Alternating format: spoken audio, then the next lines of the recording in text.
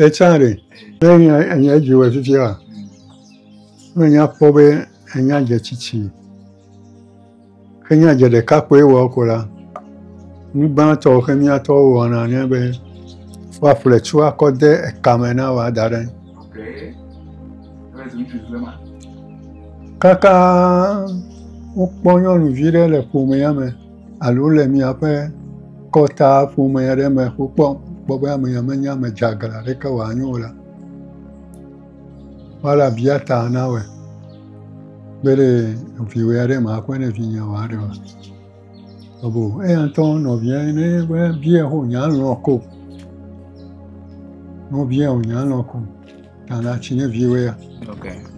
Ne viwere. Nenu asidore gbo. Nenu asidore gbo. No papre o nya le ke o segbe no nu ya onyi re ko la. Amegbela. Anani manya. If you menyen chuvila ya ponyo no via globe idi ahian vo e Vitor pobere. Nenye be va jividara po yamela. Etoke. Etonye nyeri. Etoke la po yamela. Menye be pekpela le egbomo lo. Vone pekpela le egbomo chene jichela tonye nya eva po me. Okay. Ka kenyo no pe viola. Ola we. Egwerare. Eyata amemyo yala dokufa jivila po yamako. Ojum. Egwa. Ka we ame ke jiviare de vimare. Towo etonye nya la shiwe le fi. Esemerare. Ya mero ma semore. Ya ne be o fe touch no be no da mere we ya. Menyo yu. Okay, nos be eto di nyonu ne obrebo me di be na da meke a. Me ya menyo yu. E ke me ke pe ya gangan re da.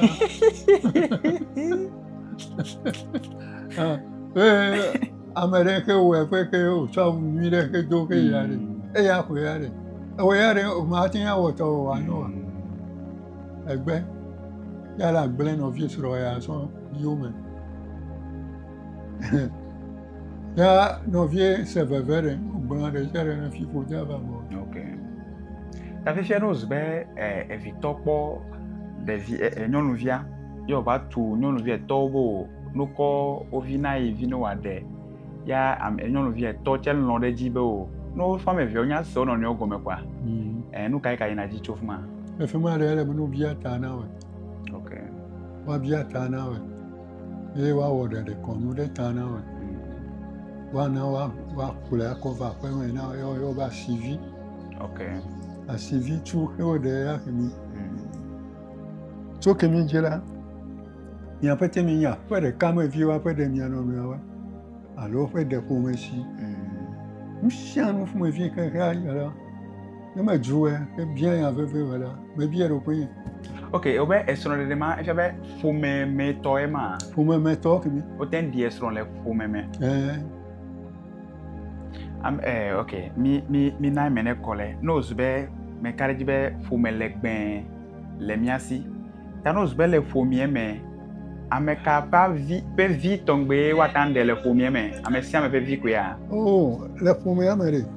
Toga to de ville. Ta si vi re ville. Ape fume de keke nyesi gbe mere o fe vi o joga la joge. Ne ma po be ame ma fe vi o ava chi bela. Ba na be vi ne vala de. Okay. Ne ga gbogbo fare. Ne ga va to kera pe me. Ese me ra na. Kimene ya chen la re jila ha ko vala. Ape me ra. E ga zu ape ye me. E kwa. Ga ke na me ma ra de so le no vrongo rare. Me no gronvo to e ya la o la jivina wa. E pa pa me jo wa.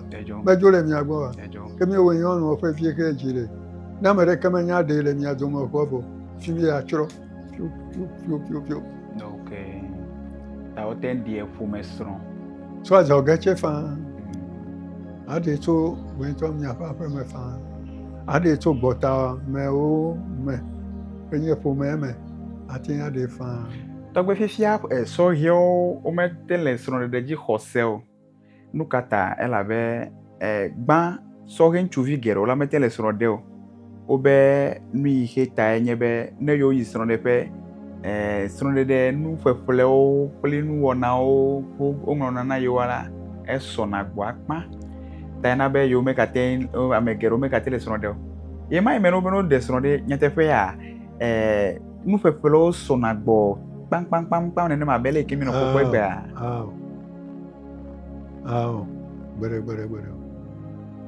que vivi toda ma ta ko que me não tô de be ya o então de be o ye no via reva e boy avant nous là atin a to fo ko je fa atin a won de share fa a to ji joren ese merare que me ko me to jo a to ji joren ba o ame a gbo fa pe me na yo e ma nye bere an bonu la plavo ko blave na to mo zo na fla bibla kama ya mwenye Biblia mekele che ore ya Biblia khali da to afokpa kona eto nu mo tombe enu ma menyu ala be do hinje de vie che ho jipa amemia ho le yo be to je me wona ne ke tani ko hello afe ya we sorry amabubu le ya jipa gba pra fokpa ni apre nu ji ori enya me baba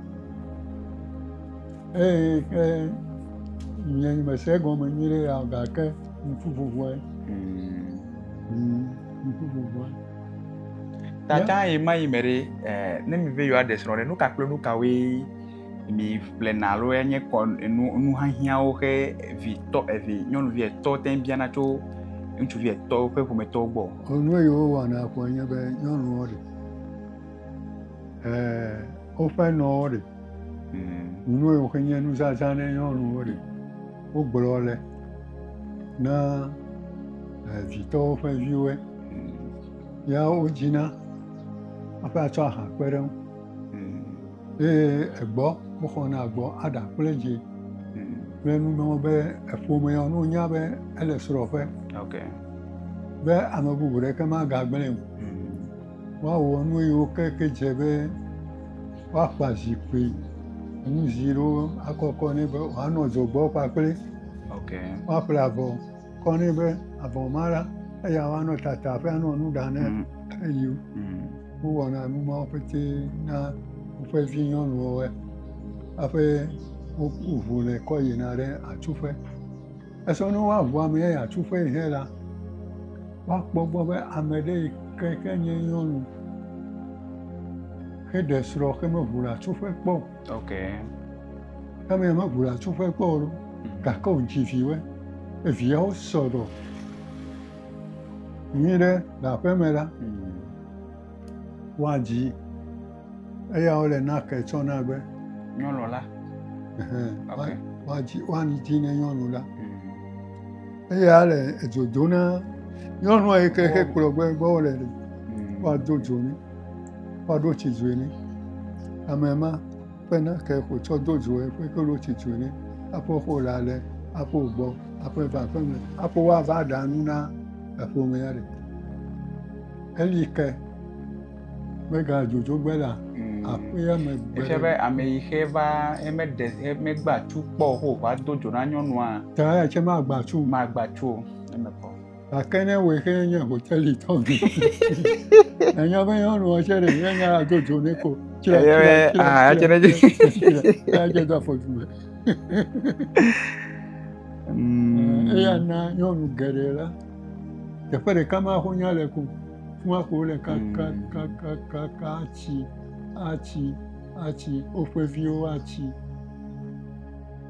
ewera to gbe se ke atu gbegbe sogbo le fifulare nyonu titi ke megba tu po amemo tongbo ka bo fia o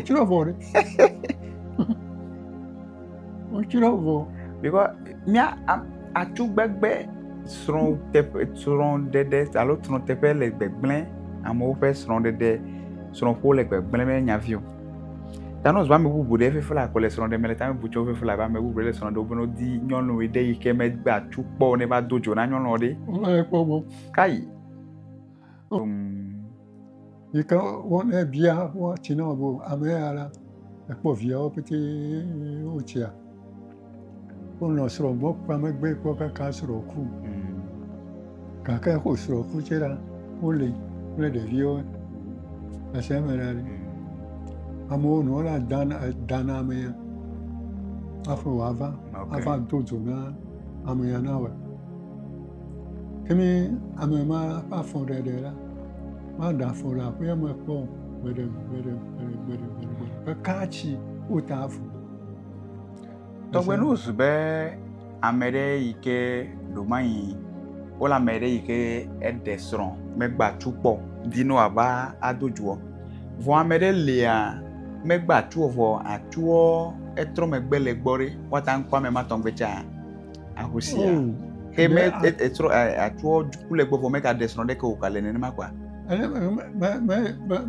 nugbegblẽ wònyo elabe metsɔ ɖokoe wɔ yaka yi o ne menye kua yi o la aganɔ srɔ̃ gbɔ eseme ɖe ne menye kua me megblɔ nye be nenye be eva la do dzo na ame ma ta esrɔ̃ aku mele teƒe o. Ok.